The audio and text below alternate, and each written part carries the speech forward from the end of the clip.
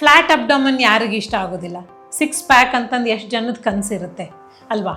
ಇವತ್ತಿನ ಎಪಿಸೋಡಲ್ಲಿ ನಾವು 6 ಪ್ಯಾಕ್ ಅಥವಾ ಫ್ಲ್ಯಾಟ್ ಅಬ್ಡಾಮನ್ಗೆ ಸಂಬಂಧಪಟ್ಟಂತೆ ಒಂದಿಷ್ಟು ವಿಷಯಗಳನ್ನು ತಿಳ್ಕೊಳ್ಳೋಣ. ನಮಸ್ಕಾರ, Vishwavani TV special fitness time with Gauri ಕಾರ್ಯಕ್ರಮಕ್ಕೆ ಸ್ವಾಗತ. ಇವತ್ತು ಫ್ಲ್ಯಾಟ್ ಟಮ್ಮಿ ಅಥವಾ 6 ಪ್ಯಾಕ್ ಅದಕ್ಕೆ ಬರೀ ಎಕ್ಸಸೈಸ್ ಅಷ್ಟೇ ಸಾಕಾ ಅಥವಾ ಮತ್ತಿನ್ನೇನಾದರೂ ಬೇಕಾಗುತ್ತಾ? ಯಾವಾಗ ನಾವು 6 ಪ್ಯಾಕ್ ಅಥವಾ ಫ್ಲ್ಯಾಟ್ ಅಬ್ಡಾಮನ್ ಅಥವಾ ಫ್ಲ್ಯಾಟ್ ಟಮ್ಮಿ ಅಂತ ಹೆಸರನ್ನು ಕೇಳ್ಪಡ್ತೀವೋ, ಎಕ್ಸಸೈಸ್ ಅಲ್ಲದೇ ಅದಕ್ಕೆ ಒಂದು ಒಳ್ಳೆ ಬ್ಯಾಲೆನ್ಸ್ಡ್ ಮೀಲ್ ಅಥವಾ ನ್ಯೂಟ್ರಿಯೆಂಟ್ ಡೆನ್ಸ್ ಇರುವಂಥ ಒಂದು ಮೀಲ್ ಮತ್ತು ಬಾಡಿ ಫ್ಯಾಟ್ ಪರ್ಸೆಂಟೇಜ್ನ ಕಡಿಮೆ ಮಾಡ್ಕೊಳ್ಬೇಕಾಗತ್ತೆ.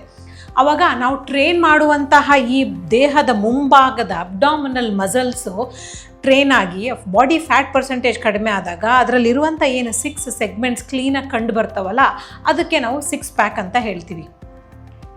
ಇವತ್ತಿನ ಎಪಿಸೋಡಲ್ಲಿ ನಾನು ಅಬ್ಡಾಮಿನಲ್ ಮಸಲ್ಸ್ಗೆ ಟ್ರೈನ್ ಮಾಡುವಂತಹ ಎಕ್ಸಸೈಸಸನ್ನು ತೋರಿಸ್ಕೊಡ್ತೀನಿ.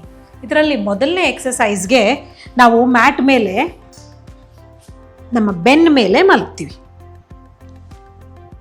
ಈ ಥರ ಎಕ್ಸಸೈಸ್ ಮಾಡೋದಕ್ಕೆ ನಿಮಗೆ ಜಿಮ್ ಅಥವಾ ಯಾವುದೇ ಉಪಕರಣಗಳ ಅವಶ್ಯಕತೆ ಇರೋದಿಲ್ಲ. ನೀವು ಮ್ಯಾಟ್ ಮೇಲೆ ಮಾಡ್ಬೋದು.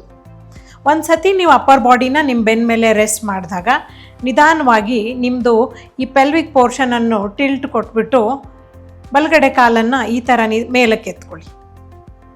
ಎಕ್ಸೆಲ್ ಮಾಡ್ತಾ ನೀವು ಎಡಗಡೆ ಕಾಲನ್ನು ಕೂಡ ಮೇಲಕ್ಕೆ ಎತ್ಕೊಳ್ಳಿ. ಈ ಎರಡೂ ಲೆಗ್ಗನ್ನು ಮೇಲಕ್ಕೆ ತಗೊಂಡಾಗ ನಿಮ್ಮದು ಈ ಲೋವರ್ ಅಬ್ಡಾಮನ್ ಪಾರ್ಟಲ್ಲಿ ಒಂಥರ ಟೆನ್ಷನ್ ಕಂಡು ಬರುತ್ತೆ ನಿಮಗೆ. ಆ ಟೆನ್ಷನ್ ಬರೋದು ನಮ್ಮ ಮಸಲ್ಸ್ ಆ್ಯಕ್ಟಿವೇಟ್ ಆದಾಗ. ಈ ಪೊಸಿಷನ್ನ ಹೋಲ್ಡ್ ಮಾಡಿಬಿಟ್ಟು ನಿಮ್ಮ ಮನಸ್ಸನ್ನು ಆ ಮಸಲ್ ಕಡೆಗೆ ಎಳ್ಕೊಂಡೋಗಿ. ಯಾವಾಗ ನಿಮಗೆ ಈ ಪೊಸಿಷನ್ನಲ್ಲಿ ನೀವು ಸ್ಟೇಬಲ್ ಆಗಿದ್ದೀರಾ ಅಂತ ಅನಿಸುತ್ತೋ, ಆವಾಗ ನೀವು ನಿಧಾನವಾಗಿ 2 ಕೈಯನ್ನು ಕೂಡ ನೀವು ಮೇಲಕ್ಕೆ ತಗೊಳ್ಬೋದು.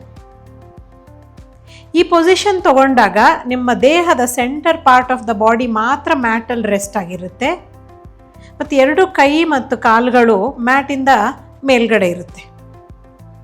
ನಿಧಾನವಾಗಿ ಉಸಿರು ಎಳ್ಕೊಂಡು ಉಸಿರು ಬಿಡ್ತಾ ಹೋಲ್ಡ್ ಮಾಡಿದಾಗ ನೀವು ನಿಮ್ಮ ಅಬ್ಡಾಮಿನಲ್ ಮಸಲ್ಸ್ ಕಡೆ ಮಾತ್ರ ನಿಮ್ಮ ಗಮನ ಇಡಬೇಕು. ಯಾವಾಗ ಈ ಮಸಲಿಂದ ಆ್ಯಕ್ಟಿವೇಶನ್ ಬಿಟ್ಟು ಹೋಗುತ್ತೋ, ಲೋವರ್ ಬ್ಯಾಕಲ್ಲಿ ಸ್ಟ್ರೆಸ್ ಕಂಡು ಬರುತ್ತೆ, ಆವಾಗ ನೀವು ಈ ಹೋಲ್ಡನ್ನು ಸ್ಟಾಪ್ ಮಾಡ್ಬೋದು. ಇಲ್ಲಾಂದರೆ ನಿಧಾನವಾಗಿ ಹೋಲ್ಡ್ ಮಾಡ್ಬೋದು. ಈ ಥರ ಕನಿಷ್ಠ 30 ಸೆಕೆಂಡ್ 40 ಸೆಕೆಂಡ್ ಅಥವಾ 1 ಮಿನಿಟ್ವರೆಗೂ ನೀವು ಹೋಲ್ಡ್ ಮಾಡೋಕ್ಕೆ ಸ್ಟಾರ್ಟ್ ಮಾಡಿ.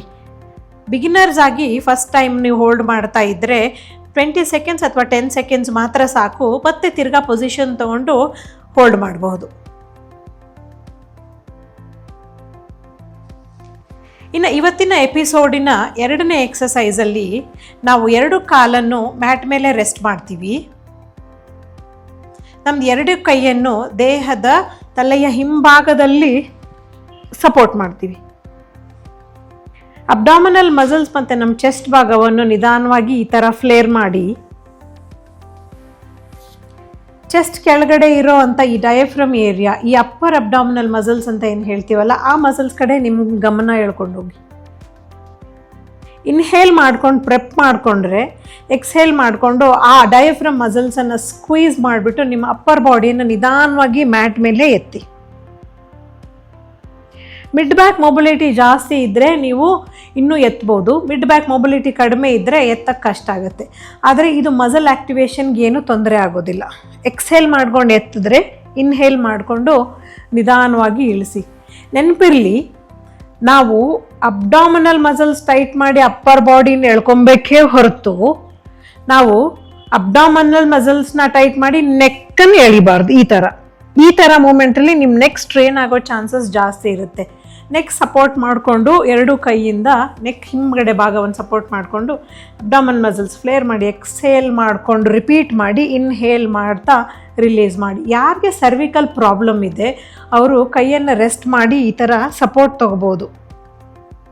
ತುಂಬ ಎಕ್ಸಸೈಸ್ ಅಥವಾ ತುಂಬ ವೇರಿಯೇಷನ್ಸ್ ಅಥವಾ ರೆಪಿಟೇಷನ್ಸ್ ಮಾಡೋಕ್ಕಾಗಲಿಲ್ಲ ಸರ್ವಿಕಲ್ ಪೇನ್ ಇರೋರಿಗೆ ಅಂದರೆ ನೀವು ರೆಸ್ಟ್ ಮಾಡಿ ಮಾಡ್ಬೋದು. ಇಲ್ಲಾಂದರೆ ಒಂದು ಸತಿ ನಿಮ್ಮ ಡಾಕ್ಟರ್ ಕನ್ಸಲ್ಟೇಷನ್ ಮಾಡ್ಕೊಳ್ಳಿ.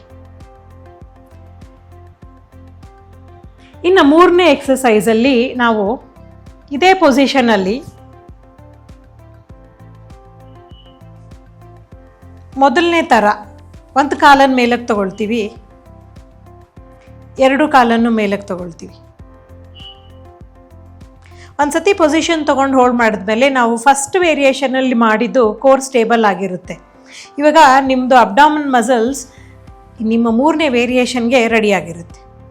ಈ ಪೊಸಿಷನ್ ತೊಗೊಂಡಾದ್ಮೇಲೆ ಒಂದು ಎಡಗಡೆ ಕಾಲನ್ನು ಏನು ಡಿಸ್ಟರ್ಬ್ ಮಾಡದೇ ಇರೋ ಥರ ನೋಡಿಕೊಂಡು ಬಲಗಡೆ ಕಾಲನ್ನು ನಿಧಾನವಾಗಿ ಟೋ ಅನ್ನು ಮ್ಯಾಟ್ ಕೆಳಗಡೆ ಟಚ್ ಮಾಡಿ.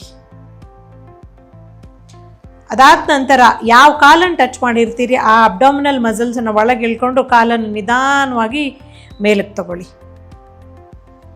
ಮತ್ತು ಎಡಗಡೆ ಕಾಲನ್ನು ಟಚ್ ಮಾಡಿಬಿಟ್ಟು ನಿಧಾನವಾಗಿ ಎಕ್ಸೆಲ್ ಮಾಡ್ತಾ ಮೇಲಕ್ಕೆ ತಗೊಳ್ಳಿ.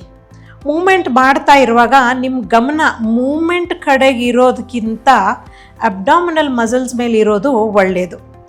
ಇನ್ಹೇಲ್ ಮಾಡ್ತಾ ಲೆಗ್ಗನ್ನು ರಿಲೀಸ್ ಮಾಡಿದ್ರೆ ಎಕ್ಸ್ಹೇಲ್ ಮಾಡ್ತಾ ನಾವು ಲೆಗ್ಗನ್ನು ಪುಲ್ ಮಾಡ್ತೀವಿ. ಗಮನಿಸಿ, ಅಪ್ಪರ್ ಬಾಡಿಯಲ್ಲಿ ಎಷ್ಟು ಮೂಮೆಂಟ್ ಕಡಿಮೆ ಇರುತ್ತೋ ನಿಮ್ಮದು ಕೋರ್ ಅಷ್ಟೇ ಸ್ಟೇಬಲ್ ಆಗಿರುತ್ತೆ ಮತ್ತು ಅಷ್ಟೇ ಸ್ಟ್ರಾಂಗ್ ಆಗಿರುತ್ತೆ. ನೀವು ಫ್ಲ್ಯಾಟ್ ಅಬ್ಡಾಮನ್ ಅಥವಾ 6 ಪ್ಯಾಕ್ದೇನಾದ್ರು ಕನ್ಸ್ಕೊಂಡಿದ್ರೆ ಇದು ನಿಮ್ಮದು ಮೊದಲನೇ ಸ್ಟೆಪ್.